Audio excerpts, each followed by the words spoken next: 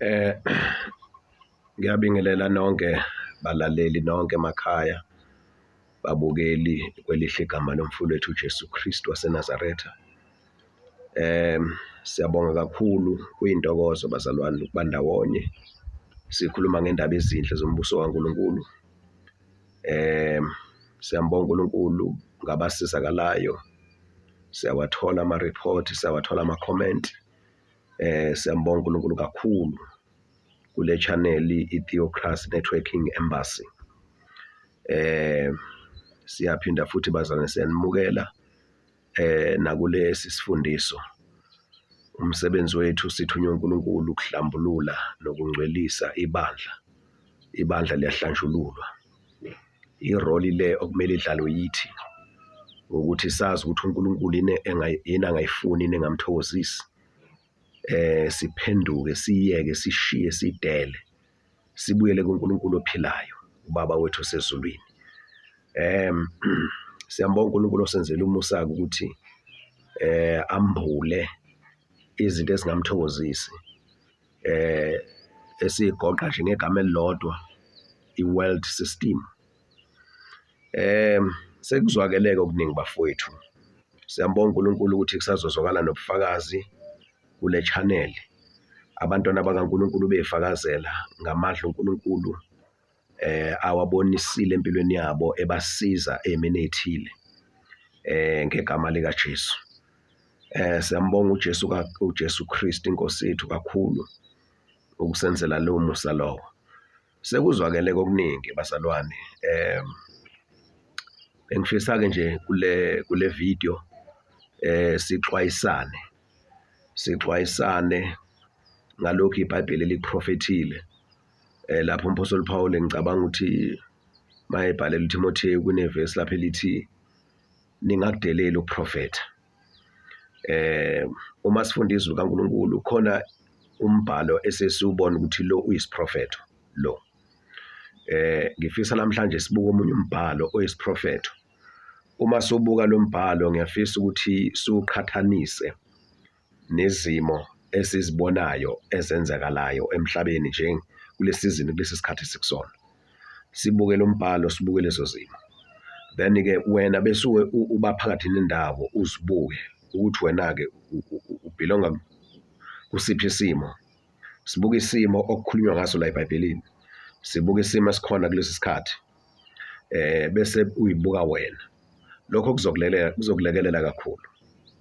Isikhathi manje lesi sokubuyiselwa kwebandla kuNkulunkulu ophilayo kulabo abakholwa uNkulunkulu ophilayo. Bakhona abangakholwa uNkulunkulu ophilayo. Isikhathi sokuthi sibe ngcwele gelekeqe. Ngokuthi sazi ukuthi yini ubaba ayithandayo, yini ubaba wethu osezulwini angayithandi.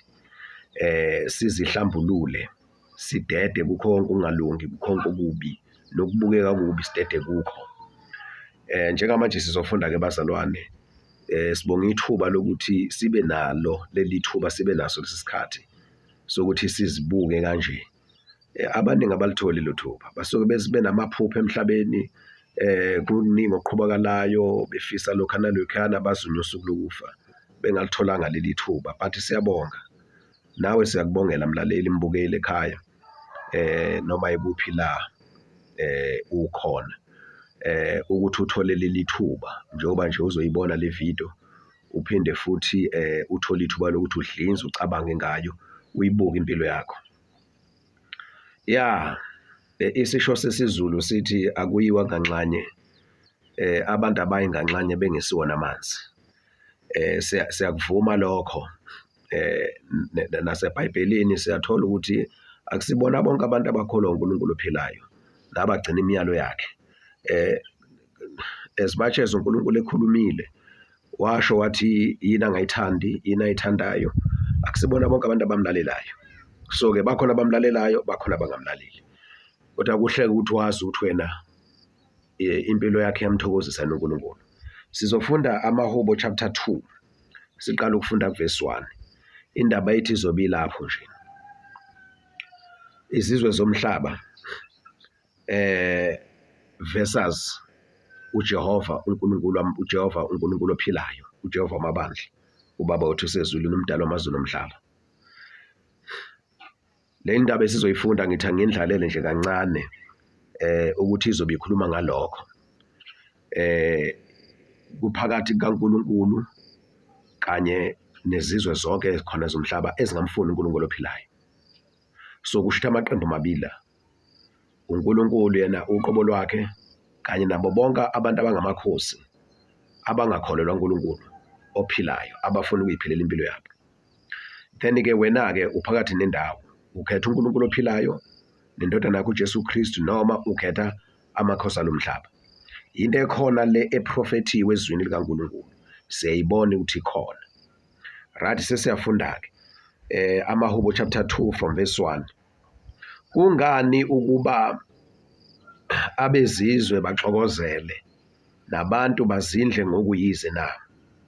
Verse 2. Amakhosi omhlaba ayazihlanganisa nababusi baceba icebo ngoJehova nangogcotshiweyo wakhe ngokuthi. Okay, sizoqhubeka ukuthi ngokuthi uthini. Uverse 2 lana uthi amakhosi omhlaba ayazihlanganisa, kusho ukuthi bayahlangana, they meet together. Nababusi baceba icebo ngoJehova. Kuhlangana izizwe zomhlaba, kuhlangana ababusi, kuhlangana amakhosi, bayaplena, bayaceba. Kusho ukuthi kunenkulumo abayihlanganisayo emelene noNkulunkulu, eqondene nokuthi bazomvukela balwe kanjani noNkulunkulu ophilayo, uNkulunkulu kanye nogcotshiweyo wakhe. Ungubani ogcotshiweyo kaNkulunkulu? Uma kukhulunywa ngogcotshiweyo kaNkulunkulu kukhulunywa ngendodana yakhe uJesu Kristu. Igama elithi Christ ngesiHebheru lithi Messiah. Igama elithi Messiah lisho ukuthi ogcotshiweyo. Inkosi uJesu iyona egcotshiweyo. Baningi abantu abangabaprofethi ney'ngcebo zikaNkulunkulu, abapostoli nekhonzi kanjalo kanjalo kuthiwa abagcotshiwe, namakhosi kwa-Israyeli akhona ayigcotshwa. Kodwa la uma kukhulunywa ngogcotshiweyo kukhulunywa ngendodana kaNkulunkulu uJesu Kristu. Kwenzakalani-ke njengamanje? Sizwa la izwi lenkosi liyaprofetha. Umoya kaNkulunkulu umvulela umbhali waleli hubo ukuthi kuzofika isikhathi lapho amazwe abezizwe baxokozele, bakhulume, bekhulunyiswa ukuthi abathokozile ngoJehova uNkulunkulu wadala amazulu nomhlaba. uNkulunkulu kunendlela okufuneka abantu baphile ngayo. Manje bona bayaxokozela ngenxa yokuthi abayithokozeli indlela uNkulunkulu afuna ukuthi abantu baphile ngayo. Manje bayahlangana, namakhosi omhlaba ayahlangana, afuna ukuguqula imiyalo nemithetho kaNkulunkulu. So-ke manje abamukeli futhi uJesu Kristu ogcotshiweyo oyindodana kaNkulunkulu. Uverse 2 uthi-ke amakhosi omhlaba ayazihlanganisa, bayahlangana manje. Njengamanje-ke ngithe sizohlanganisa, sizobuka siqhathanise into esiyifunda la eBhayibhelini eyabhalwa eminyakeni eminingi eyedlule. uJesu engafika ngisho emhlabeni. uJesu sekuphele 2025 njengoba ku-2025 nje sekuphele more than 2000 years uJesu afika emhlabeni waphinde wabuyela ezulwini. Then-ke le nkulumo yaprofethwa before that ukuthi kuyofika isikhathi lapho ababusi bomhlaba behlangana khona bemelana noNkulunkulu ophilayo. Njengamanje khona inhlangano yezizwe kuthiwa i-United Nations, and le United Nations icontinent necontinent, njengecontinent yase-Africa, African continent, kukhona inhlangano yakhona ebizwa kuthiwa i-African Union. Amakhosi onke, ama-leaders onke ase-Africa ayahlangana, then nase-America, nase-Europe, nase-Asia kanjalo kanjalo. Then i-United Nations-ke ihlanganisa bonke laba bantu, bayahlangana. Yini abahlangana ngayo? Iliphi iphuzu abahlangana phezu kwalo? Sizozwa uma siqhubeka sifunda lana. Kodwa uverse 2 uthi baceba amacebo. Ngobani? NgoJehova. Bayaplena manje, bayaceba. Kusho ukuthi they make i-conspiracy. Bayaceba ukuthi kambe singamelana kanjani, singamvukela kanjani uNkulunkulu noma uJehova. Just imagine bazalwane, lesi prophetho siyasibona sifezekile njengamanje. uNkulunkulu ushaya imithetho wathi ungabulali. kuyabulawa emhlabeni njengamanje ngenxa yemithetho ephasisiwe yefundiswa ukuthi ungenze abortion. Abantu bayakufundela ukukhanda amaphilisi ba-abort, ukhandwe izikhali ezane izikhali ezokulwa umulwa lapha nakulwa abantu bayabulala. So mningi imithetho ephasiswayo njengamanje, mningi imithetho ephasiswayo. Itabani kuyisono, ukuba isitabani kubi, kuyisinengiso kuNkulunkulu. Bathi umthetho uphathisiwe ukuthi itabane zikhululekile, sivumelekile nongqengile. So yonke le mithetho lena izizwe zomhlaba ziyavumelana nayo, ziyishayile, ziphambana nomthetho kaNkulunkulu ophilayo nenkosi uJesu ogcotshiweyo kaNkulunkulu. Now ezikoleni kufundiswa lezi zinto, emsebenzini kuthi ungamphazamisa i-colleague yakho ngenkolo yakho, kufuneke nimukelane. Iy'ngane zizovumeleka ezikoleni ukuthi zifundiswa ngocansi ingane, then mayikhulelwa ingane sifundiswa ngocansi, inelungelo ukuthi ixoxe nothisha, organize iswe esibhedlela, iswe ekliniki, kohushula isisu, ngisho umzali engazi lutho. Into ekhona le kuvunyelwene ngayo. So kanti kwenziwani manje emhlabeni? Kuphronyuthwa amanyala, kumelwana noNkulunkulu ophilayo. So umbuzo uthi-ke wena-ke uma usathanda izwe nezinto zalo nempumelelo yaleli lizwe, impumelelo ephethwe esezandleni zalaba bantu abaceba amacebo ngoJehova nogcotshiweyo wakhe uJesu Kristu. Uba usathanda-ke impumelelo-ke esezandleni zalaba bantu, umbuzo uthi-ke kusho ukuthi-ke nawe uyamelana noJehova ophilayo. Well, ngiya-understand-ke uma ngabe uwumuntu ongakholwa, ongazizelwe kabusha, ongasindisiwe, ongamdingivela uNkulunkulu ophilayo, onenkolelo zakhe, inkolelo zamadlozi zabafile, inkolelo zethixo nethombe, ziningi inkolelo ezikhona la emhlabeni. Ngiya-understand-ke uma kulowo muntu lowo. Kodwa-ke i-concern isekuthenini uma ngabe uthi usindisiwe umntwana kaNkulunkulu, ulandela uJesu Kristu ophilayo, then usathanda impumelelo yaleli zwe, ufuna ukusebenzela leli zwe, ufuna i-approval yaleli zwe.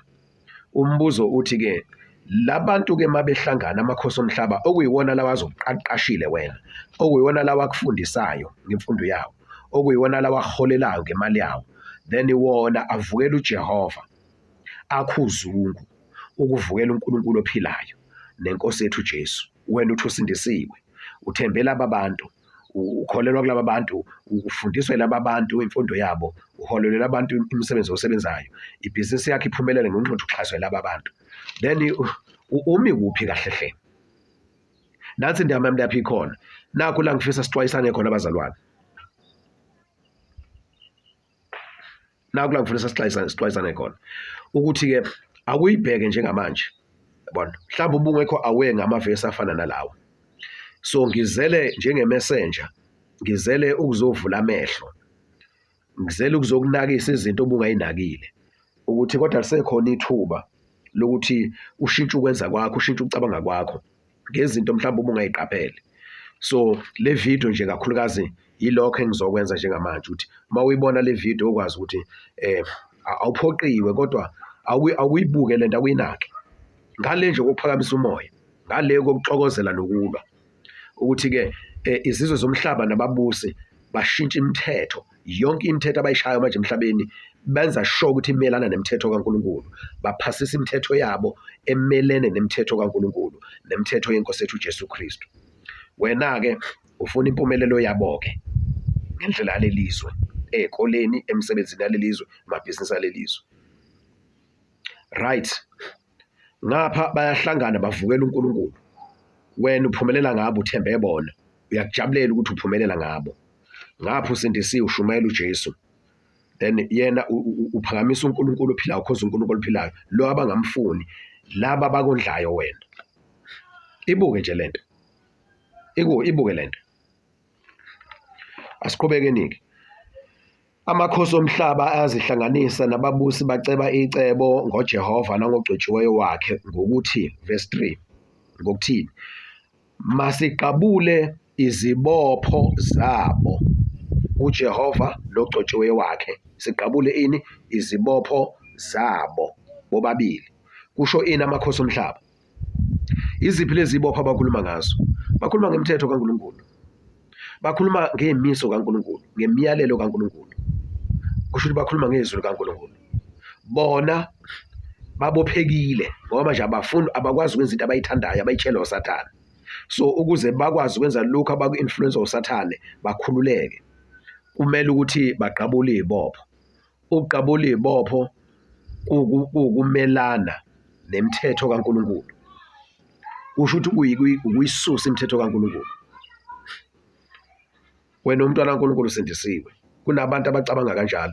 Yabona uma uzwa ngama-United Nations, uzwa ngama-African Union, uzwa ngama-European Union, European EU, then uzwa nge-America, American Union, angazi ukuthi ibizwa kuthiwa inhlangano yakhona. Then zonke lezi ezinye inhlangano, Asia, obani, Australia, enye continent.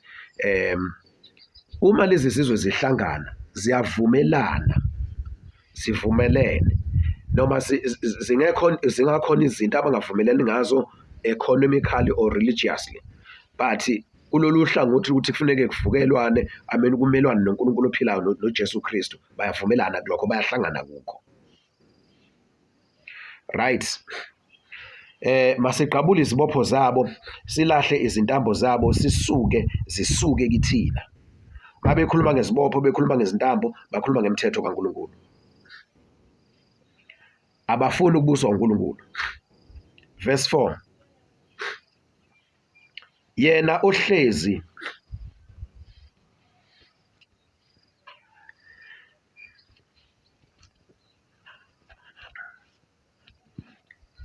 ohlezi ezulwini uyahleka, inkosi iyabadelela. Okay? Yena ohlezi ezulwini, isikhathi beplana kanjalo, bexoxa kanjalo, ohlezi ezulwini uyahleka futhi uyabadelela. Iyamhlekisa lento abayenzayo. Uyazi uNkulunkulu ukuthi benzani, kodwa iyamhlekisa lento. Bona iyamhlekisa lento. Uyazi ukuthi ke ayindawo, awukho la izofika khona. Right? Ibisikhuluma kubo ngentukuthelo yayo, ibethuze ngolaka lwayo ithi, nokho ngibekile inkosi yami eSiyoni, intaba yami engcwele eJerusalem. Right, verse 7. Ngizakulanda ngesinqumo, uJehova wathi kimi, uyindodana yami wena, namuhla ngikuzela. Uyindodana yami wena, namuhla ngikuzele. Lana kusuyezwa ukuthi uJesu Kristu lona ke okhulunywa ngaye lana makuthiwa ugcotshiwe kaNkulunkulu. uNkulunkulu uyawazi amacebo abo. uNkulunkulu uyawazi amaqhinga abo. Now uNkulunkulu uqinisa manje indodana lana, isiprophet njalo lesi uJesu akafiki. uJesu masefikile emhlabeni, izizwe zomhlaba zimvukela. uNkulunkulu already ukhulumile kuyena emfihlakalweni ukuthi uyindodana yami wena ngikuzele. uJesu vele uze emhlabeni, vele bazomelana naye, bazomvukela. Njengoba sazi ukuthi ke umbuso wamaJuda wahlangana nombuso wamaRoma, bamkhaphela uJesu, wabethela uJesu. AmaRoma amkhaphela kumaRoma, amaRoma ambethela uJesu, ambulala. Yikho ukuhlala kwamakhosi lakho, ngoba amakhosi akwaJuda ahlangana namakhosi amaRoma, then bathi laba bamaJuda, nangu mthatheni nimbethele. AmaRoma amthatha ambethele uJesu ngoba bethi baqeda ngaye. uNkulunkulu wayesekhulumile ke lana ukuthi uyindodana yami wena ngikuzele. uJesu Kristu uzofeza intando necebo likaNkulunkulu emhlabeni. uNkulunkulu uyamqinisekisa ukuthi umi naye. Uma singathi ngesibuke nje leyo ngdlanyana kancane, bese wena uyazibuka ukuthi umi kuphi wena. Then uNkulunkulu uyabaza abangabakhe, uNkulunkulu uyabaza abami naye. Unencwadi laphana ngicabanga ukuthi ngithi incwadi kaTimotheyu, ngisazoma uqala ngoSibili chapter 2, mawufunda ehlishweni ezansi, ithi ke kumile lokhu ukuthi lo mbhalo umile uthi uJehova uyabazi abangabakhe, inkosi yabazi abangabayo. So uNkulunkulu uyabazi abangabakhe beqiniso. uNkulunkulu uyazi ukuthi abantu bahlela ini, baceba ini, baplana ini emhlabeni. And inhloso yakho lokho abakwenzayo ukumelana nawo uNkulunkulu nogcotshiwe wakho uJesu Kristu. So uma ngabe thina ke sikhonza uNkulunkulu ophilayo, singabalandeli bakaJesu Kristu, it means nathi singena kulaba abavukelwayo ngoba uNkulunkulu masimi naye siyavukelwa. Wena-ke mawusathanda izwe-ke nendlela zalelizwe nempumela lelizwe, umbuzo uthi-ke ngale nkathi bevukela uJehova, wena ngapha ubhizi uyabasebenzela yonke into abayenzayo abayisebenzayo, onke ama-activities abo, bafakile lo moya ukuthi bamelane noNkulunkulu ngayo yonke indlela. Imithetho kaNkulunkulu ingagcinwa. That's why ubone eqoleni imithetho kaNkulunkulu ayigcina emsebenzini, emabhizinisini, bashaya imithetho yabo. Mawuthi uyahlola iBhayibheli, kumelene nentando kaNkulunkulu. Ukwenza kwabo bakufakile kuwo wonke ama-sectors, kuzo zonke iy'ndawo bafakile. So-ke wena mawufuna impumelelo-ke kwabezizwe-ke, yazi ukuthi-ke uyosayida nabo ukuthi uzokwenza izinto uNkulunkulu ezingamthokozisi futhi ezimchukuluzayo nezimhlohlolozayo, yabona, yomhlohloloza, yabona. You are coming to provoke God. Uzomchukuluza uNkulunkulu, uzomhlohloloza ngenkathi wena ufuna impumelelo yabezizwe, umi nabo ujabulela ukuthi uyaphumelela ngabo. So nawe uyamchukuluza uNkulunkulu, you provoke God Almighty. So-ke isexwayiso lesibazalwane ukuthi akuyibuke nje impilo yakho ukuze mawuthatha isinqumo, uma uthi uyasindiswa egameni likaJesu. Sengikhuluma nalo ongasindisiwe-ke, then mhlawumbe ubabonile abantu bethi basindisiwe kodwa uxakeke indlela abaphila ngayo ngoba uyithola unabo besindisiwe bona, uyithole nabo kuma-working places la endaweni zokusebenza, ey'koleni, kuma-institutions athile, kuma-organizations athile, yabona, emabhizinisini uyithola unabo, and wazi kahle ukuthi indlela uqhutshwa ngayo abukho ubulungiswa, kodwa uyambona lo umntwana kaNkulunkulu. So vele manje awunawo umdlandla, awunalo ugqozi ukuthi nawe ungasindiswa ngoba vele awuboni umehluko kulabasindisiwe nabangasindisiwe. So-ke ngizokukhuthaza-ke wena ongakasindiswa, uma uthi ufuna ukusindiswa, sindiswa, uvuma uJesu Kristu abe inkosi, uvuma ukuthi uyisoni uphenduke, uvuma izono zakho uyishiye. Ungayivuma kuNkulunkulu izono zakho, ungathola mhlawumbe omunye ongayivuma kuye, uhlambuluke, ukhulume ukuthi ngenza ukuthi nokuthi nokuthi, ngiyaphenduka manje, ngicela uJesu angithethelela, ngihlambulule igazi lakhe, ngiyayinikela impilo yami, ngiyamvuma uJesu ngomlomo, ngiyamukela ukuthi abe inkosi angibuse, ngiyaphenduka, ngizalwa kabusha. Bese ucela isipho sikaMoya Oyingcwele ukuthi ugcwaliswe ngoMoya Oyingcwele, bese ufundiswe kaNkulunkulu, ubuyele emthethweni kaNkulunkulu. Uyafuna ukwenza lokho, but njengamanje masuzule video, ngicela wazi ukuthi-ke awusakwazi ukugcina lapho, sekufanele uphume-ke manje emsebenzini yalelizwe, kuma-systems alelizwe onke, ey'koleni zalelizwe, emfundweni yalelizwe, empumelweni yalelizwe, emabhizinisi alelizwe, uphume emsebenzini yalelizwe, working industry. Uyaphuma kukho konke ngoba abantu abaphethe lezi zinto bahlangene, indlela abaplane ngayo, baceba amacebo ukumelana noJehova, bafuna ukuqabula izibopho, bathi imithetho kaNkulunkulu izibopho, so bafuna ukuqabula, bafuna ukusula imithetho kaJehova, baphakamise yabo.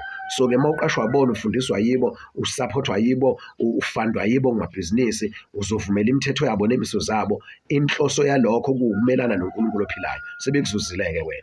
So mawufuna ukukhonza uNkulunkulu ophilayo, ulandele inkosi uJesu Kristu yona yodwa, then kufuneka udele konke kwalelizwe. Awuphoqiwe ngokaLuka chapter 9 verse 23 to 26. Ngicela ufunde Luke chapter 9 verse 23 to 26. Awuphoqiwe, kodwa ukhetha kwakho ukuthi ufuna ukukhonza uNkulunkulu ophilayo, ufuna ukulandela uJesu Kristu yena yedwa. Zimbili ilokhuzana amagruphu lana, amakhosi omhlaba wonke nababusi bayahlangana, bavumelana ngazwi linye ukuthi asiqabule izibopho eziyimthetho kaNkulunkulu nekaJesu Kristu, asiqabule.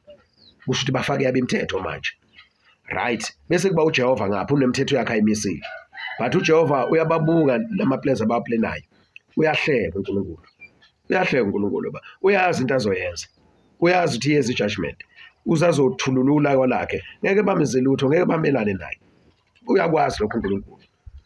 So uyabahleka nje ukuthi webukani nje, kuba bebazi ngabe bayaphenduka bacele intethelelo kini. So ke uma ufuna ukwenza intando kaNkulunkulu yazi ukuthi amagruphu amabili emhlabeni uNkulunkulu ophilayo noJesu Kristu nomoya ingcwele ngapha ngaka right, then ngaka left ngapha abezizwe namabusi bakhona namakhosi akhona behlangene noSathane. So wena ufuna ukuba kuphike awukwazi ukuba kubona bobabili, ngeke, that is impossible. Uyavuka Monday to Friday, Monday to Saturday uyasebenza, usebenzela labantu nemithetho yabo, uyabona uqashwe yibo, wenza intando yabo, uyabona uphushe i-agenda yabo yokumelana noNkulunkulu. Then ngeSaturday kulaba abasabathayo uye enkonzweni uyokhonza uNkulunkulu, ngesonto laba abasonta ngamasonto bayokhonza uNkulunkulu. Yini lento yenzayo? Wenzani? Yini umphumela wayo? Yini isiphetho salento yenzayo? Because ayindawo lento. Kumele ukuthi ukhethe uzehlukanisele uNkulunkulu yena yedwa. Fisa usho lokho nje egameni likaJesu, ngikhuthaze lokho ukuthi mhlawumbe usulahlile ithemba, ubona indlela okwenzeka ngayo, awu understand ukuthi why kwenzeka nje emhlabeni. No, into lena iBhayibheli eliprofethile ngayo. Uma ufunda lapha ke uverse 7, ngiza kulanda ngesinqumo. uJehova wathi kimi, uyindodana yami wena namuhla ngikuzele. uNkulunkulu lana ke umbhali mayibhala lo bhalile umoya kaNkulunkulu okhuluma kuye as if yena useyindodana kaNkulunkulu ukhuluma nayo uJehova. Verse 8, cela kimi ngikunike abezizwe babe yifa lakho nemikhawulo yomhlaba ibe yimfuyo yakho. Usho ukuthi uJesu lana uzoba inkosi, bonke lababusi laba bazochithwa, athathe imfuyo yonke yomhlaba uJesu ibe ngeyakhe. Nazi indaba ezimnandeki. Bengasihlupa njengamanje basidelele bonke abamelene noNkulunkulu ophilayo, abamelene noJesu Kristu, abamelene nevangeli lensindiso kulekeqeni. Kodwa egcineni bazochithwa bonke abezizwe, nengcebo yabo yonke into kuzochithwa konke. uJesu Kristu yena ozoma kuze bephakade. Verse 9, uza kubaphula ngentonga yensimbi, ubaphahlaze njengesitsha sombumbi. Isethembiso lesi ukuthi-ke noma bengamvukela uNkulunkulu, noma bengamelana noJesu Kristu, baze bahluphe nabalandeli bakhe uJesu Kristu, kodwa ekugcineni uJesu uphethe intonga yensimbi, uphethe imithetho kaNkulunkulu. Intonga yensimbi isymbolize imithetho kaNkulunkulu eqinile. uJesu uzobaphahlaza ngayo. Izwi kaNkulunkulu limile kuze bephakade. Siyeza isikhathi sabo lapho bezochithwa khona.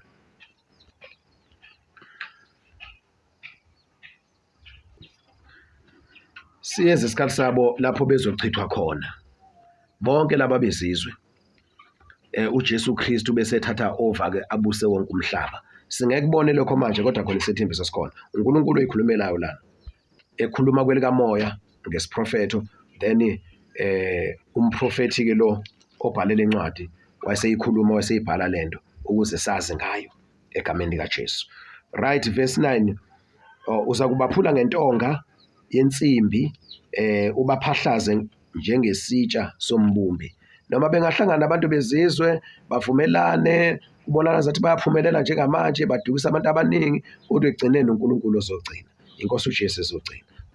Bengaku-advise ukuthi-ke unqume kahle ume noJesu Kristu. Verse 10, ngakho hlakaniphani nina amakhosi, yalekani nina bahluleli bomhlaba. Mkhonzeni uJehova ngokwesaba, nethabe ngokuthuthumela. Yangeni embrace indodana, ingaze ithukuthele, nibhubhe endleleni, ngokuba ulaka lwayo luyakuvutha masinyane. Babusisiwe bonke abaphephela kuyo. Iseluleko lesi esihle esithobekile ukuthi yangeni indodana, embrace the son, ngoba nimkhonza uJehova ngokuthuthumela, niphendukele uNkulunkulu ophilayo, nimkhonza uJehova ngokuthuthumela, ngoba ulaka lwendodana luzofika, luzovutha masinyane. I-advice lelo ukuthi nquma kahle, decide kahle, ithuba lisekhona, singakafiki isikhathi sentukuthelo. Mhlambe nami ngizogcizelela lokho-ke egameni likaJesu ukuthi-ke njengamanje isikhathi siyakubona lokho, amakhosi omhlaba avukela uNkulunkulu, imithetho eshawayo ayivukela uNkulunkulu, imelana noNkulunkulu, iyamthukuthelisa uNkulunkulu. Siyeza isikhathi sentukuthelo kaJesu Kristu phezu kwabantu bonke abamphikile.